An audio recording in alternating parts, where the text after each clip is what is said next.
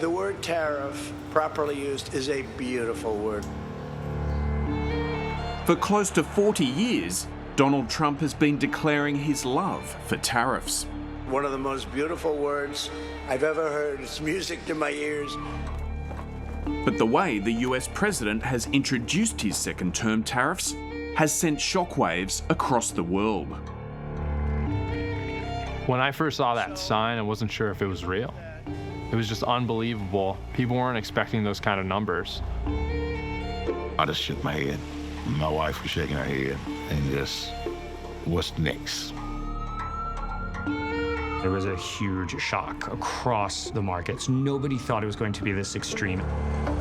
These tariffs were supposed to protect American workers and businesses. The tariffs now have caused me to work 1 day a week, 2 days a week, robbing from Peter to pay Paul. You have a lot of job losses, you'll get lower wages, you'll get higher prices, and you'll get no solution to the problems that these people face. Donald Trump has announced over 50 new or revised tariff policies, causing chaos and paralysing investment.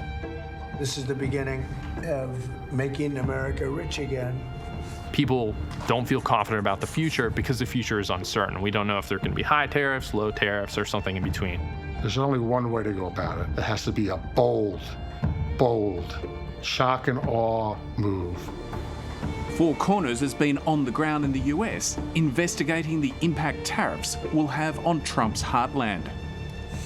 We would have been paying about $50,000 for the part, and we were going to be paying $84,000 for the tariff and fees. And a trade war that could lead to even more global instability.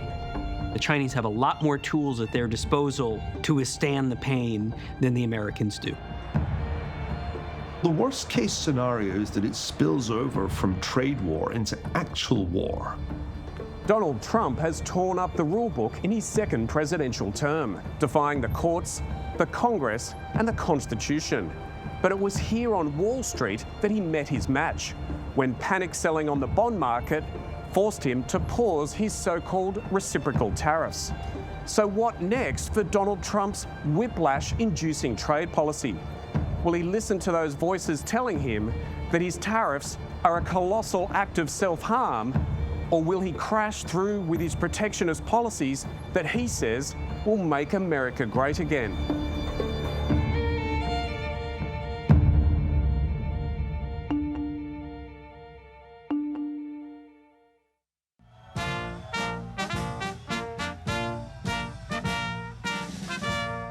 On April 2, Donald Trump gathered steelworkers, auto workers, and other supporters for what would be one of the most momentous announcements of his second term.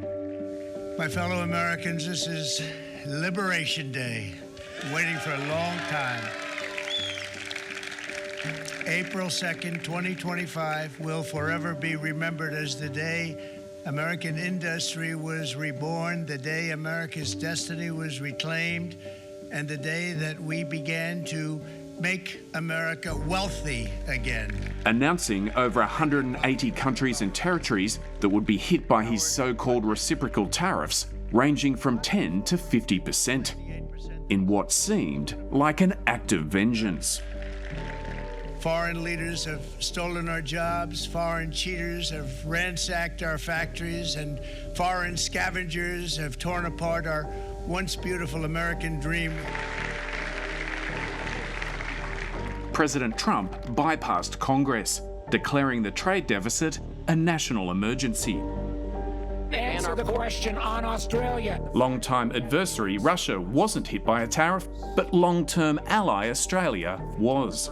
We have a trade surplus with Australia. We have a free trade agreement. Why? They are an incredibly important national security partner. Why were they whacked with a tariff? Senator, despite the agreement, they ban our beef, they ban our pork, they're getting ready to impose measures on our digital companies. With the idea that we are going to whack friend and foe alike, and particularly friends, with this level is both, I think, insulting the Australians, undermines our national security, and frankly makes us not a good partner going forward. In the week after Liberation Day, stock markets slumped. stock market, suffering major losses on the heels of the president's tariffs. The U.S. and indeed much of the world may be on a collision course with a recession. A trade war escalated between the US and China, the world's two largest economies. Then, remarkably, a sell-off on the US bond market. Once we started to see the bond markets start to rattle, that was fairly clear indication that we're on the edge of a cliff. We're ending the inflation nightmare. Trump's tariffs had brought the world to the brink of a financial crisis within the first 100 days of his administration. In 100 days, we have delivered the most profound change in Washington in nearly 100 years. It is almost unheard of that the safest asset in the US would be heading to a fire sale, and that unnerved the financial markets, the bond markets, the equity markets, and it would have been a disaster that would have spread very quickly to most countries. And I want to just congratulate Donald Trump used executive orders to introduce his radical tariffs and had a cabinet and a team of advisors that either agreed with him or buckled to his will. The Trump administration operates much more like a royal court. You have a king, you have various concentric circles of courtiers around them, and everybody sort of shuffles in and out of the Oval Office, waiting to hear the musings of the king and just implement it. Peter Navarro. A key architect of Trump's tariff policy is his trade advisor, Peter Navarro. Yeah, I think you folks just want to know if you can see my MAGA tattoo I got there.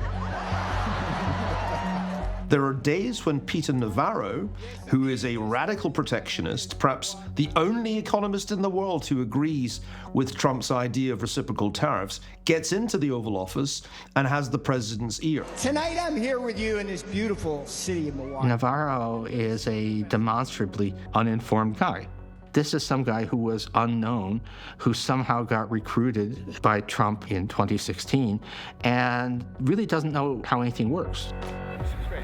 Peter Navarro has also done time in jail as a self-styled martyr for MAGA. Every person who has taken me on this road to that prison is a friggin' Democrat and a Trump hater.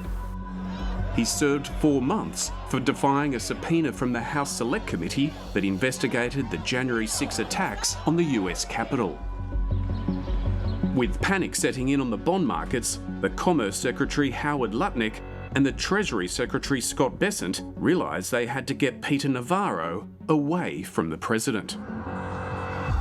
So Peter Navarro was pulled to another part of the West Wing, and in his absence, Lutnick and Bessent, unannounced, unscheduled, went to meet with Trump.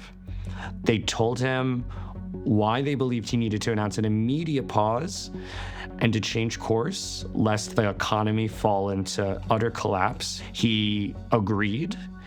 Lutnick and Bessent waited and stood by him as he typed out a Truth Social post announcing the pause. And then Bessent and the press secretary for the White House immediately went to the cameras to announce it. The backdown was portrayed as a masterstroke. Many of you in the media clearly missed the art of the deal. You clearly failed to see what President Trump is doing here. Donald Trump had now dialed back virtually all of his reciprocal tariffs to 10%, giving 90 trading partners 90 days to renegotiate new trade deals. Well, I thought that people were jumping a little bit out of line. They were getting yippy, you know? They were getting a little bit yippy, a little bit afraid. Navarro only found out after the fact, and he was shocked. It was a huge moment. It was a huge day. Donald Trump's tariffs on China remained in place and had escalated to a staggering 145%. President Xi had retaliated with 125%, making it now effectively a trade embargo.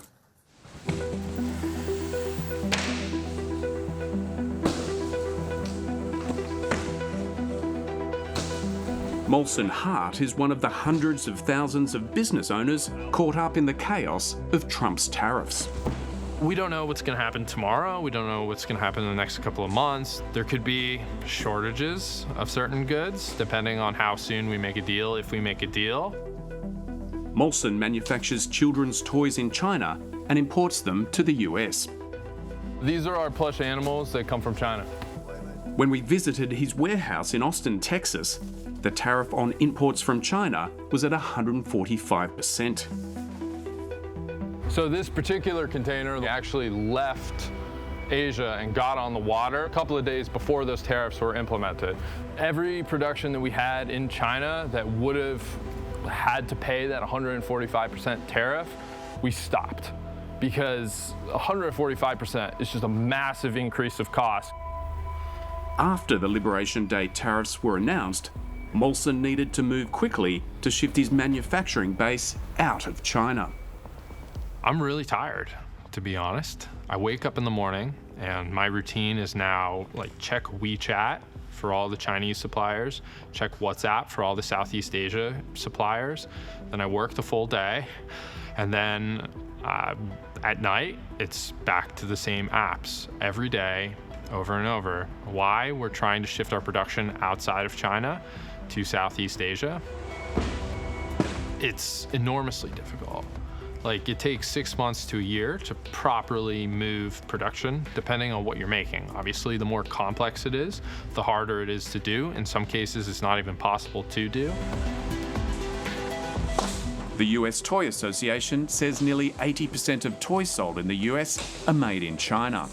And the industry is predicting price rises, supply shortages, and bankruptcies. We've actually had to pause production in China. So at some point, we're going to start to face inventory shortages for some of the products that we make there.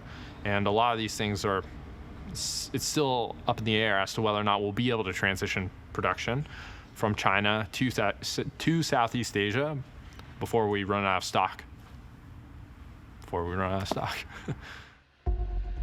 At the end of last year, Molson built a second warehouse to rent out to a manufacturer. But he can't find a tenant. People don't feel confident about the future because the future is uncertain. We don't know if there are going to be high tariffs, low tariffs, or something in between. So that's the first kind of blow that was dealt to business confidence. The second is that all these importers need to get that extra money to pay the tariffs. And when there's less money to go around for things, confidence in business in general declines. Farming communities are going to be hit hard by Trump's tariffs. Decisions made by the president are upending the lives of families who have relied on agriculture for generations. The tobacco industry dominated North Carolina for 150 years. Reidsville became known as the Lucky City, after the billions of Lucky Strike cigarettes that were made here.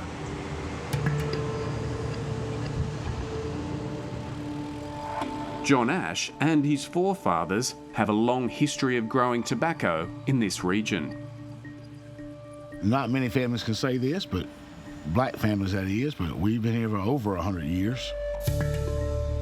My great-grandfather, my grandfather on both sides, and my father were all farmers. Like many farmers in this area, John relies on another crop, soybean, for his livelihood. A crop worth $13 billion a year in US exports to China. I would say that 40 to 45% of my soybean crop is exported directly to China. When we visited John's farm, he was sowing his first soybean crop of the season. I'm gonna plant about 50% less than I would normally because I don't know what the price is gonna be. I don't want to take the risk of putting even more out there, and I'm cutting back. I'm just cutting back. Soybean farmers were hit by tariffs in Trump's first term, which helped Brazil overtake the US as the world's largest soy producer. John is worried it's going to be even worse this time. I'm concerned that they're going to find other places around the world that can fulfill their needs. But sometimes, you know, you find another grocery store you like, you don't go to your old grocery store anymore. And I'm concerned about that. The tariff chaos means he doesn't even know what crops to sow. You never know how to plan. You hear they got working on trade with this one or that one. Next thing you know, they're not working on trade with this one or that one. I've never seen anything like this before. And it changes from lunchtime to the 6 o'clock news.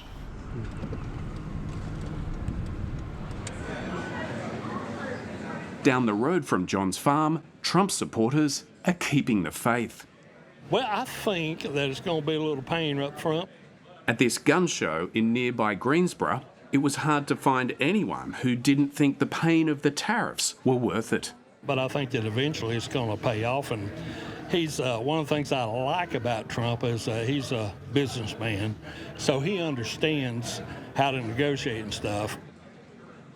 I think it's a good idea to try, may not be in 4 years, but to eventually bring jobs back to the United States. And that's what we're all hoping, so I'm standing behind him until that. I think it might hurt at first, but I think we'll benefit from it in the long run. I think anything that's new, sometimes you hurt from it, but if you recoup from it and it benefits, I think in the long run you come out ahead. One of the titans of the US steel industry agrees that some pain is necessary. And yeah, there's going to be pain. But when you go to a doctor and he tells you he has cancer, and he says there's a treatment that'll cure you, but it's going to hurt like hell, what's your decision? To experience that pain, to get healthy again? Yes. Dan D'Amico was CEO and chairman of the US's largest steel manufacturer, Nucor. In 2016, he served as a trade advisor to Donald Trump alongside Peter Navarro. And we've allowed ourselves to lose our manufacturing sector, 4 or 5 million jobs, middle class, working class destroyed, become a fentanyl channel for the Chinese Communist Party so they can play their opium wars on us. Our working class has been decimated, and they got nothing out of it. That's stopping. We're going to rebuild that middle class. We're going to bring manufacturing back. And this is a message to the entire world. Trump is sending out one message to the entire world, and he's sending out a huge, huge message to the Chinese Communist Party. Dan D'Amico is adamant that Trump's tariffs will bring back manufacturing to the US. Watch the jobs come back because we've created the incentives for people to build here and make it here. Is anyone going to build at the moment, though? There is so much. There already are. There's so much uncertainty. Who would invest when tariffs are bouncing around and no one knows what the future is going to be? I will tell you quite categorically, as you and I speak, there's deals being cut to build manufacturing plants in every critical industry that we've lost in this country today, and many of them are already breaking ground. Economists who have evaluated Trump's tariffs say they will create more losers than winners. The president is very happy to pronounce which firms are coming. The answer will be how many firms exit relative to those that are coming in. The actual overall impact on the economy is going to be a loss of capital and therefore a loss of jobs. So without further ado, Warwick, I would like to welcome you to the podium. Warwick McKibben is internationally renowned as an economic modeller, having made accurate predictions around the outcomes of the global financial crisis and the COVID pandemic. How much revenue do we think you would get from the tariffs that are being proposed? He says the tariffs will harm, not protect, manufacturing workers. Manufacturing employment will be down between 5 and 10% by the middle of next year. So you have a lot of job losses, you'll get lower wages, you'll get higher prices, and you'll get no solution to the problems that these people face, which is a structural adjustment that has never been dealt with and is not dealt with by this presidency. In May, the month after the tariffs were introduced, the manufacturing sector shed 8,000 jobs. Pennsylvania was once part of the industrial heartland of the US. It was in Harrisburg in 2017 at the Ames manufacturing plant that Donald Trump parked the presidential desk on the shop floor and celebrated his 100th day in office. It's wonderful to be at Ames, an incredible company. It was here that he signed executive orders aimed at keeping manufacturing jobs in the US. I think what I'm going to do is give this pen to Peter Navarro. Is that okay? Sure. Peter. This plant has been operational since 1876. Ames was producing over 1.5 million wheelbarrows a year, but now they're made in China. They were a customer of ours for probably the last 30 years or more. Then they made the decision that they're going to send their manufacturing overseas to China. It was very sad to see them go. Dan Turner runs a hydraulics company in nearby Carlisle. We employ about 40, 45 people, and we're in the hydraulic component repair and systems design and fabrication and installation business. It actually started in the backyard of my parents in 1978. When the Turners' business started, around 20% of American workers were employed in manufacturing. That's now dropped to around 8%. I believe in bringing manufacturing back to the United States and supporting manufacturing because it's really a staple of civilizations, I think, that we need to make things. I did vote for Donald Trump in the last election. He was, in my mind, the more pro-business candidate. But Dan's already been stung by Donald Trump's tariffs. In January, he ordered a component from China worth $48,000. Days after the product was shipped, the new tariff regime was brought in, and the cost escalated to around $130,000. We were told that the tariffs were 145%, but there was still that 25% from 2018. So the tariff total was going to be 170%. To suck $70,000 out of a business with no good reason is very detrimental. It's been a similar story in businesses across the country. Successful manufacturers rely on Chinese inputs to make their products. The tariffs actually don't promote economic efficiency. They do the opposite. If you don't believe me, look at the countries that tried this. Economic historian Sunil Ferguson says the US can't turn the clock back to its manufacturing past. Adam Smith wrote The Wealth of Nations, published the same year the United States was founded. And Smith said, free trade is superior to protection in all kinds of ways. And Donald Trump picked a fight with Adam Smith.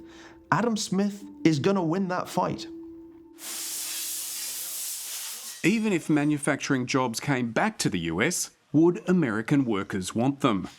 The US Labor Department estimates that there are close to 500,000 jobs in manufacturing that are currently not filled.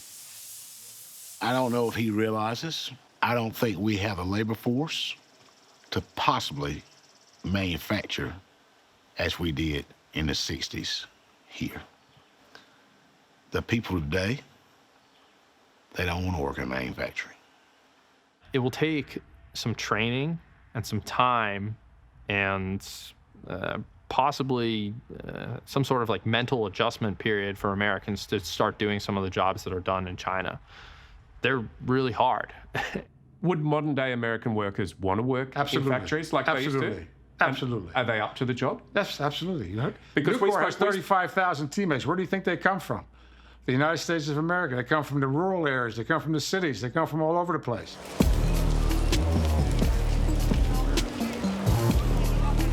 While the US waits to see whether tariffs will bring back manufacturing jobs, many workers in Donald Trump's heartland are already hurting.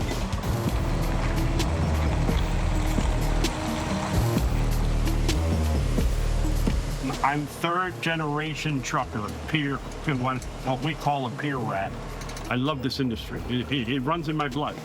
The tariffs have basically slowed down our means to make money. The tariffs are affecting us drastically, especially in the beginning with the uncertainty, and everyone is struggling. I speak to hundreds of companies, and everybody is hurting.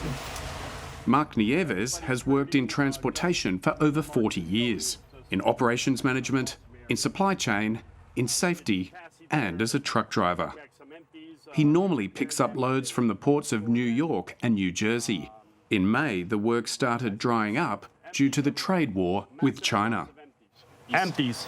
These are empties that have come back to the port without a destination. So the numbers don't match. When that's full, this should be full, and it's not. There are over 3.5 million truck drivers in the US, and many of them voted for Donald Trump. But in early May, the president didn't seem too concerned about the impacts his tariffs were having on truckers.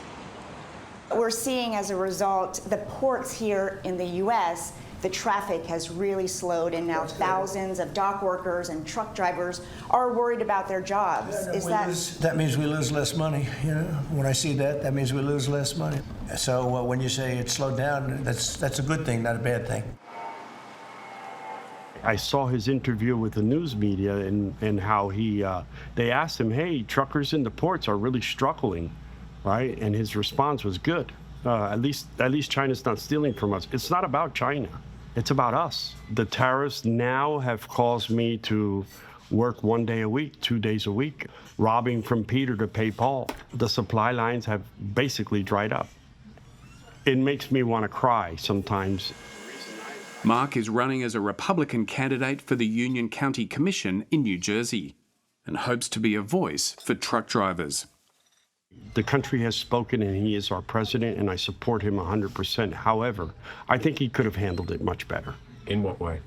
Again, he should have gotten the consultation of real people who live this industry, who know this industry. With supply lines choking, President Trump may not have been listening to the little guys, but the big retailers did have his ear. The CEOs of Walmart and Target got into the Oval Office and they said, Mr. President, there will be empty shelves in our stores if you cut off all trade with China, because in effect, Trump had imposed an embargo on trade with China. I don't think it was the truck drivers or the farmers or anybody else that got to Trump. It was Wall Street and it was the big retailers. On May 12, Treasury Secretary Scott Bessent announced there would be a 90-day pause on the extreme tariffs between the US and China. Both sides on the reciprocal tariffs will move their tariffs down 115%. Rule number one for dealing with China is accumulate as much leverage as possible. And as far as I can tell, Donald Trump started a trade war with China without having accumulated any leverage whatsoever. And now we've negotiated a 90-day ceasefire, and not only have we not accumulated any leverage, we've just signaled that we lack resolve. This is a very dangerous point for the United States. If you think of the game of chicken from the famous James Dean movie, Rebel Without a Cause, two crazed teenagers are driving their hot rods towards a cliff edge, and the game of chicken is who swerves first. Well, in this game of chicken, Trump did open the door by sending Treasury Secretary Bessent to Switzerland to negotiate with his Chinese counterpart, He Lifeng, and reduce the tariffs. In the game of chicken, it was the US that lost. Number one, we have to get a lot After losing that game of chicken, Donald Trump became the subject of ridicule.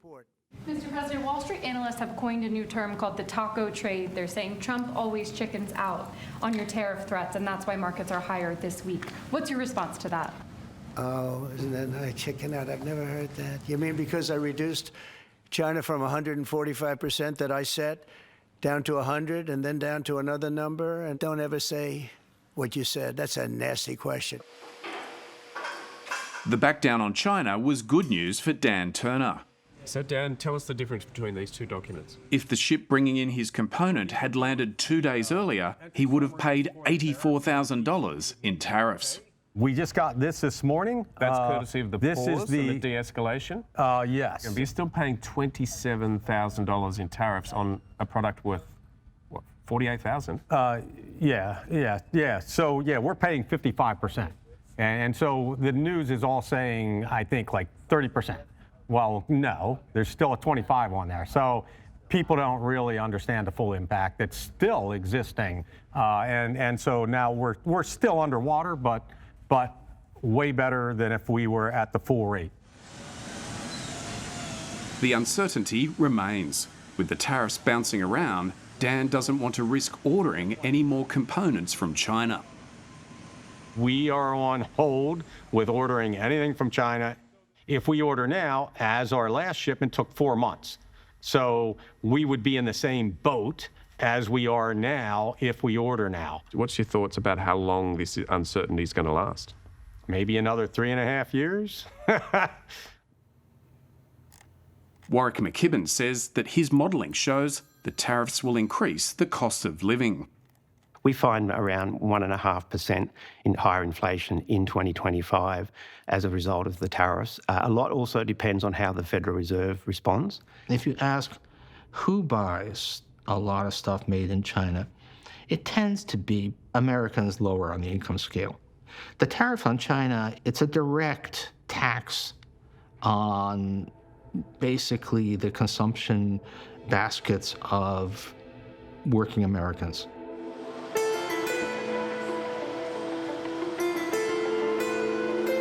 One of the primary reasons Donald Trump is in power is because he promised to reduce the cost of living.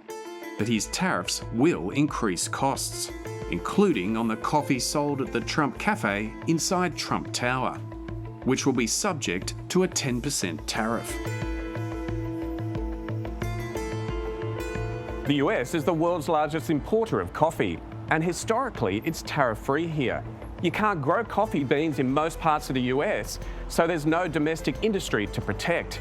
But under Donald Trump's plan, coffee beans will be tariffed. So this coffee, bought from the Trump Cafe, will soon cost around $8.30. That's close to 13 Australian dollars. And it's a similar issue with bananas, which are difficult to grow in most parts of the US. What's the tariff on bananas? Americans, by the way, love bananas. We buy billions of them a year. Generally 10%. Correct, 10%. Walmart has already increased the cost of bananas by 8%. But as countries do deals with us, that will go to zero. There's no uncertainty. If you build in America and you produce your product in America, there will be no tariff. We cannot build bananas in America. Because of the damage to the United States steel industry. With Donald Trump now announcing tariffs by presidential decree, there are concerns he will abuse that power to enrich his family. Tariffs were always seen as a source of corruption when they were central to US fiscal policy in the late 19th century. But at that time, it was Congress and not the president who controlled tariffs. The corruption has therefore moved inevitably to where the power is, to the White House. Vietnam was one of the countries hit hardest by Trump's reciprocal tariffs. Vietnam, great negotiators, great people. We're going to charge them 46% tariff. During the tariff negotiation period, Vietnam's Prime Minister hosted Eric Trump to announce that a $1.5 billion luxury residential complex would be developed by the Trump Organization. It's been reported that the government fast-tracked the project after an intervention from President Trump. I think if the Republicans lose the midterms and the Democrats gain control of the House of Representatives, we'll see a third impeachment. Trump and his family are giving the Democrats so much to work with here that they will be spoiled for choice. It is shocking to have this kind of flagrant oligarchical behavior in the United States, but I think the consequences will not be completely trivial for President Trump if his power wanes. On a picturesque bend of the Potomac River is the well-heeled DC district of Georgetown. It's here that Donald Trump Jr. and other investors are reportedly setting up an invitation-only club called the Executive Branch that costs around $500,000 to join. It's designed for business leaders and tech moguls who want to hold private meetings with members of the Trump administration. When you combine a new tariff system that's changing all the time with an administration that you can buy access to, you get what the Democrats are calling an invitation to corruption. The levels of corruption that we are seeing today in this administration, including when it comes to trade, are off the charts and have completely broken the norms and are probably grossly illegal. So could the Trump tariff chaos spread to Australia? We are currently facing the universal 10% tariff, as well as the 50% tariff on steel and aluminium.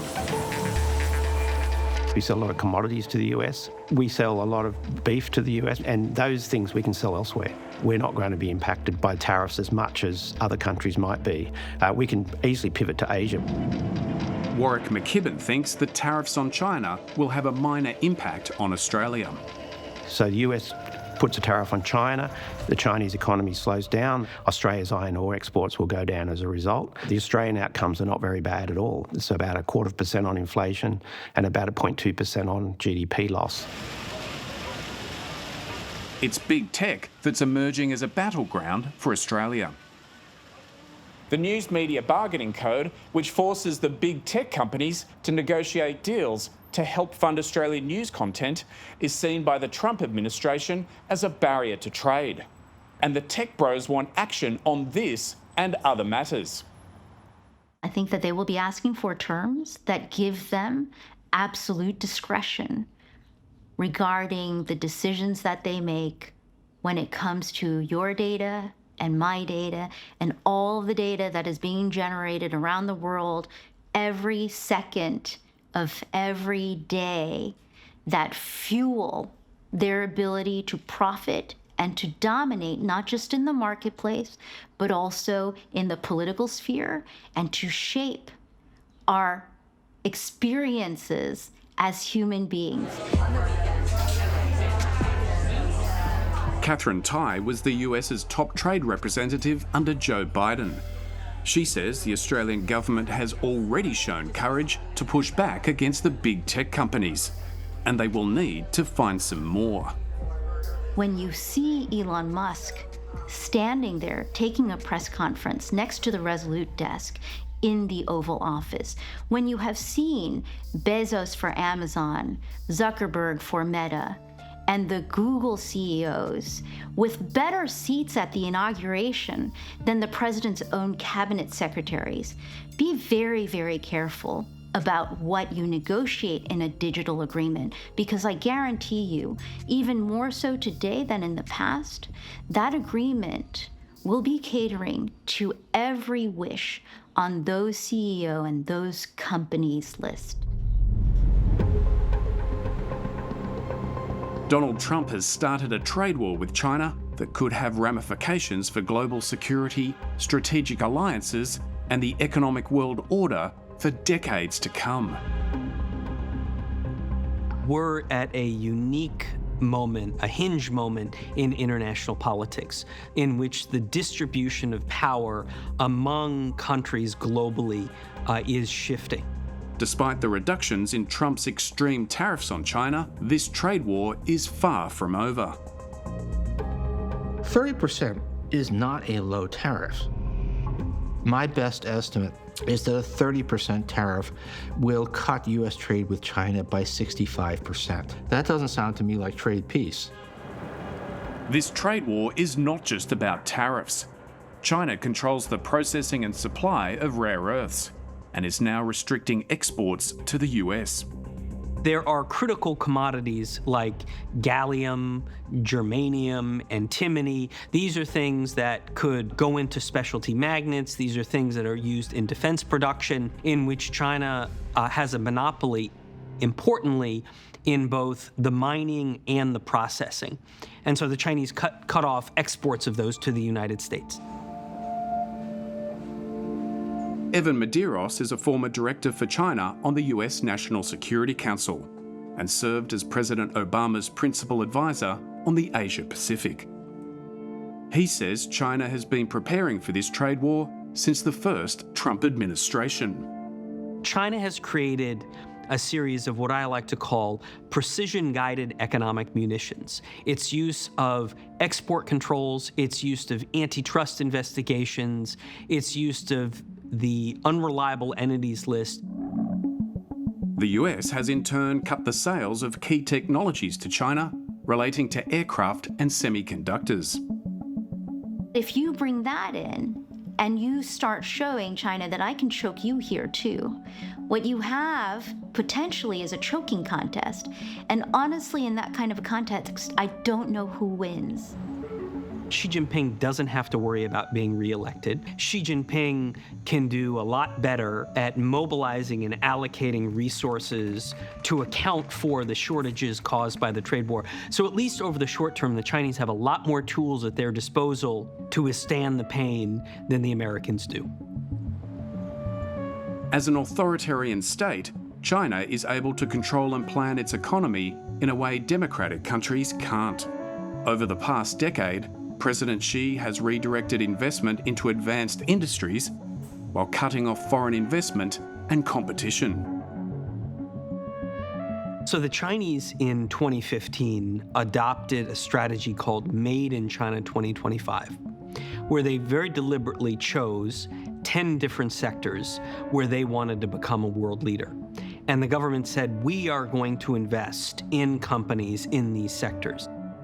And it included EVs, batteries, clean energy, but also included other sectors, shipbuilding, biopharma, advanced communication technologies, 5G, 6G, and then, of course, chips and artificial intelligence. China now produces around 30% of the world's manufactured goods. In achieving such dominance, it's been accused of abusing the rules of global trade. The Chinese market has become less and less favorable to foreign participants. There are many cases in which we strongly detect evidence that China is not playing by the letter of the rules on subsidies, for instance, under the WTO.